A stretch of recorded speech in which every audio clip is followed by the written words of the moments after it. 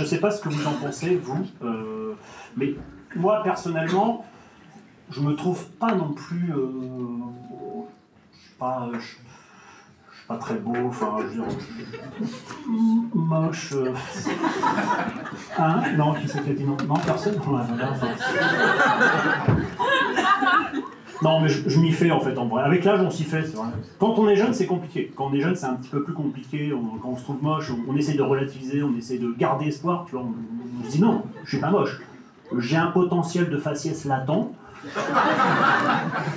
J'ai une beauté intérieure, enfouie à l'intérieur de moi, mais qui peut pas sortir à cause de mes pores de la peau bouchés par le sébum. Bon.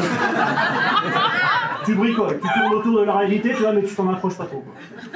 Vous pouvez même aujourd'hui, les filles, prendre des défauts à vous et puis les emballer avec une petite qualité pour les faire passer ni vu ni connu. C'est les fameuses filles attachantes. Hein. Attachantes. Ah, bon, donc là, on part carrément sur des noms de Pokémon.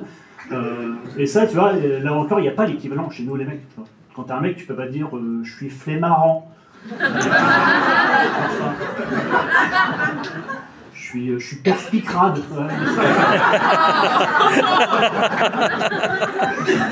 Eh bien, celle-là. Je suis un intellectuel. Non, ça marche pas non plus. Si t'es un mec, tu vois, qui va de l'avant dans la vie, mais bon, que t'as un petit peu de bide, tu peux pas dire que t'es ventre-prenant. Ça marche pas. Les femmes regardent aussi beaucoup le physique. Hein. Parce qu'aujourd'hui, dans notre société, on a l'impression que les hommes regardent que le physique, mais que les femmes, elles voient l'âme des hommes, tu vois. Oh, un être humain. Et puis, bah, il suffit d'être un mec bien, et puis ça passe.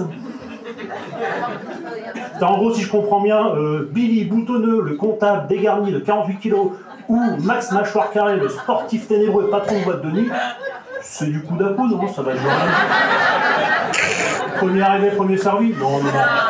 Mais c'est vrai que quand t'es un jeune garçon et que t'es un petit peu moche, c'est compliqué le regard des filles de se confronter aux femmes. Surtout quand t'es un petit peu naïf, timide, c'est pas facile. Hein.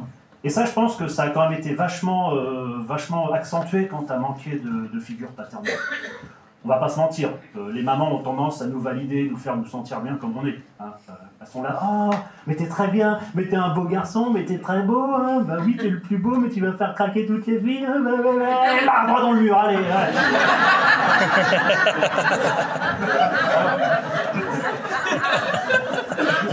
Tu peux pas te pointer vers les filles et faire ma maman m'a dit que j'étais quelqu'un de bien.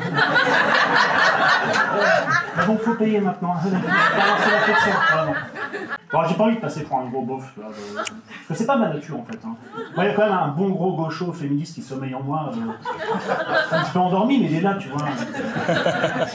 Et je m'en suis rendu compte il y a pas longtemps quand ma copine m'a fait réfléchir et envisager sérieusement la vasectomie. Là, je me confie à vous, là, je pose mes rognons sur la table. Un petit peu de bienveillance, s'il vous plaît. Et ça, je me dis bon, si je passe le cap, je passe sur le billard, en termes de valeur de gauche, bon, là, c'est le totem d'immunité, quoi. Le mec qui se pente, ouais, espèce de macho, pardon, c'est lui qui parle. Je me suis fait neutraliser les couilles, revoter sur fini l'arme de destruction massive, et maintenant c'est la déco de Noël, alors c'est bon. Non. Donc, je sais que si je me pointe dans un milieu de gauche, bonjour, toc toc, excusez-moi, est-ce que je pourrais rentrer?